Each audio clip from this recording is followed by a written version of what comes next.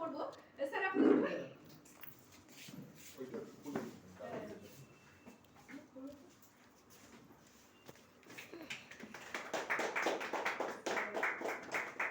এবার আমি আমাদের আরেকজন এক্সপার্ট গ্রেট লিডারও বলবো, আর সত্যি ওনার হাত ধরেই আমার এখানে আসা।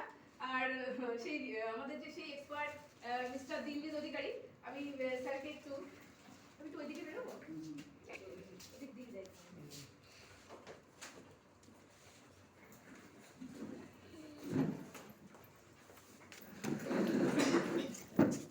আমি একটু আমাদের দিল্লি অধিকারী স্যারকে একটু সম্বর্ধনা জানাচ্ছি।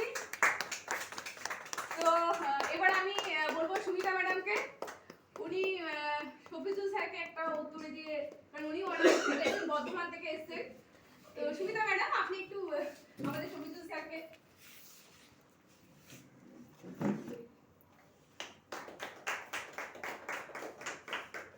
এবার আমি বলবো আমাদের মানে আমাদের দিদি বলতে পারি, আমাদের ও সরি আসুন না স্যার, আপনি পিছনে দাঁড়িয়ে আছেন কথা বলতে বলতে, এটা মিস্টেক হয়ে গেল। ইনি হচ্ছে আলিপুরদুয়ার থেকে এসেছেন, ইনিও কিন্তু অনেক দূর থেকে এসেছেন। তো আমাদের মিস্টার উদয় বর্মন স্যার, ওনাকেও আমরা সম্বোধিত করব। সুমিতা ম্যাডাম আপনি এসে একটু কথা অফিসে ফোন করেছো হ্যালো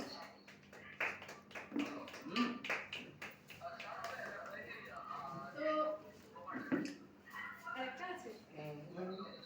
তো আমি আমার মনে হয় এখানে আমাদের যে গেস্ট যারা এসেছে, হ্যাঁ, তো তাদের মধ্যে আমি একজনকে চুজ করব, কারণ যিনি এতক্ষণ আমাদের সাথে সময় দিলেন, সেই গ্রেট মানুষ যার সাথে হয়তো পরিচয় আমার আজকেই ফার্স্ট হলো, তো তাকে একটু সম্বোধনা করব।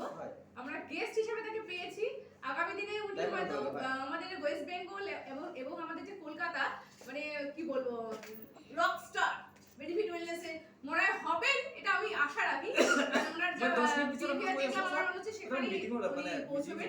তো ওনাকে আমি শম্পা মলকে বলবো, শম্পা ম্যাডাম তুমি একটু স্যারকে আমি সবার কাছে মার্জনা চাইছি, তার কারণটা হচ্ছে যে আমি মনে করি না এটা যোগ্য। না স্যার না স্যার করবেন না, এটা আমাদের আপনাকে দিতে পারলে, না আপনাকে দিতে পারলে আমরা আনন্দিত হব স্যার।